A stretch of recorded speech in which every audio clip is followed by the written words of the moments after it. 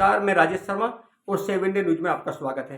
25 मई को हरियाणा में लोकसभा का चुनाव होने वाला है और चूंकि हरियाणा में 10 लोकसभा सीटें हैं और तमाम 10 लोकसभा सीटों में, चाहे 2014 की बात करें चाहे 2019 की बात करें, तमाम 10 की 10 सीटें वहां बीजेपी के पास थी। बीजेपी के ऑपरेशन के सामने तमाम कांग्रेस हो, चाहे वहां इनेलो हो, चाहे जेजेपी हो, तमाम जितनी भी सोशल इंजीनियरिंग सब ध्वस्त हो गई थी और बीजेपी ने हरियाणा के उस किले को 2014 में फतह किया और 2019 में फतह किया। लेकिन इस बार जो लगातार हम देख रहे हैं कि जहां जहां जिस लोकसभा सीट पर बीजेपी के उम्मीदवार हैं उन्हें गांव में घुसने नहीं दिया जा रहा है। अगर मनोहर लाल खट्टर की बात करूं तो चूंकि मनोहर लाल खट्टर जिस सीट से मैदान में है उनके सामने बहुत बड़ी समस्या है। अगर मैं करनाल की बात करूं तो करनाल में जब वो रोड शो के लिए निकलते हैं तो गांव के किसान लाठी लेकर गांव के बाहर बैठ जाते हैं और रोड शो को गांव के अंदर नहीं जाने देते। लगातार भाजपा के खिलाफ नारेबाजी करते हैं। किसानों का आक्रोश है कि जब वो दिल्ली अपनी बात रखने के लिए जा रहे थे तो उन्हें हरियाणा सरकार ने रोक लिया था, रास्ते में कील ठुकवा दी थी और रास्ते में बैरिकेडिंग लगा दी थी। उनका कहना है कि जिस तरह प्रशासन ने वहां इस तरह का काम किया, किसान तो वहां किस तरह परेशान नहीं करेंगे, मारपीट नहीं करेंगे, लेकिन किसान किसी भी भाजपा के प्रत्याशी को गांव में नहीं घुसने देंगे, गांव में वोट नहीं मांगने देंगे। लगातार अगर मैं बात करूं तो मनोहर लाल खट्टर को लगातार 2 बार अपना रोड शो रोकना पड़ा, वो गांव में नहीं घुसने दिए। अगर मैं बात करूं अशोक तंवर की तो सिरसा में उनके सामने बहुत बड़ा विरोध का सामना करना पड़ा। लोगों ने विरोध कर दिया। सिरसा लोकसभा के एक गांव में वो सभा करने गए, वहां पूरा हंगामा किसानों ने किया।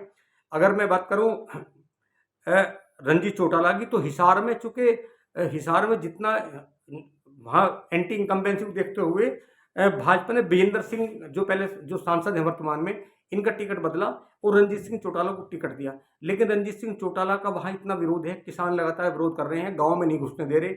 काफिला जो बीजेपी का काफिला है प्रचार प्रसार का, वो गांव में घुसने की हिम्मत नहीं जुटने पा रहा है। अभी चूंकि धर्मवीर सिंह जो भिवानी से लोकसभा के प्रत्याशी हैं, वो एक गांव में गए थे और गांव में जैसे ही उन्होंने पंचायत शुरू करी तो लोगों ने हंगामा कर दिया, विरोध कर दिया, पंचायत को बीच में रोकना पड़ा। लोगों का आरोप था कि 5 साल तक वो गांव में नहीं आए और जो किसानों की समस्या थी, किसानों की मांग थी, जब किसान अपनी समस्या को लेकर दिल्ली जा रहे हैं तो भाजपा ने रोक दिया और तब धर्मवीर चौधरी एक बार किसानों के साथ नहीं लगे, तो इसीलिए वहां किसान बड़ा बवाल कर रहे हैं। और लगातार अगर फरीदाबाद को छोड़ दें, क्योंकि फरीदाबाद में कृष्णपाल गुर्जर हैं, फरीदाबाद में कृष्णपाल गुर्जर क्योंकि पुराने नेता हैं और बहुत ऐतिहासिक मतों से 2019 में वो जीत के आए थे। लेकिन इस बार उनके भी फरीदाबाद क्षेत्र में छोटी ये सूचनाएं आ रही है कि वहां भी लगातार विरोध जारी है। और राव इंद्रजीत सिंह जो कि गुड़गांव के पुराने नेता हैं, लगातार वो सांसद बनते हैं और ऐतिहासिक मतों से जीतते हैं। लेकिन इस बार राव इंद्रजीत को भी लेकर जो बीजेपी के प्रत्याशी हैं उनको लेकर उनका भी लगातार घेराव होना शुरू हो गया है। सवाल इस बात का है कि जिन 10 लोकसभा सीटों पे भाजपा ने विजय हासिल की लगातार 2 बार, 2014 2019 में, इस बार चूंकि अगर मैं स्टेट की बात करूं तो जेजेपी के जो अध्यक्ष हैं, जो डिप्टी मुख्यमंत्री थे, उनका गठबंधन था भाजपा से, तो चूंकि दुष्यंत चौटाला को डिप्टी मुख्यमंत्री से हाथ धोना पड़ा और उन्हें लास्ट मोमेंट में हटा दिया गया। यही नहीं, जो मुख्यमंत्री मनोहर लाल खट्टर जो दूसरी बार विधायक थे, उन्हें भी हटा दिया गया।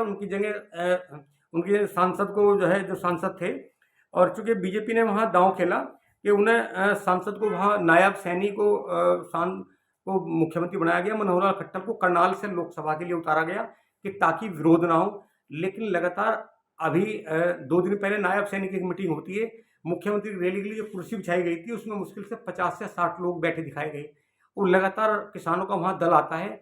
वहां भारी पुलिस संख्या में होने के बावजूद किसान वहां हंगामा करते हैं और हंगामा करते करते पूरी जो रैली होती है मुख्यमंत्री की, उसे डिस्टर्ब कर देते हैं। बीच में मुख्यमंत्री नायब सैनी को जाना पड़ता है।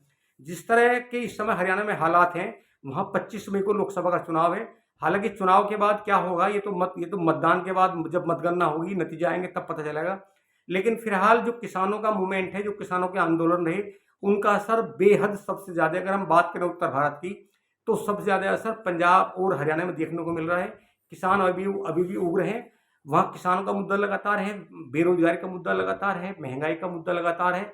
जो महिला पहलवान हैं उनके यौन उत्पीड़न का जो मुद्दा है वो भी लगातार इस समय हरियाणा में इस समय छाया हुआ है। तमाम जो देहात एरिया हैं, देहात के गाँव हैं, वहाँ बीजेपी को लेकर जिस तरह की नाराजगी है, हमें लगता है कि कहीं ना कहीं नतीजों पर फर्क पड़ सकता है।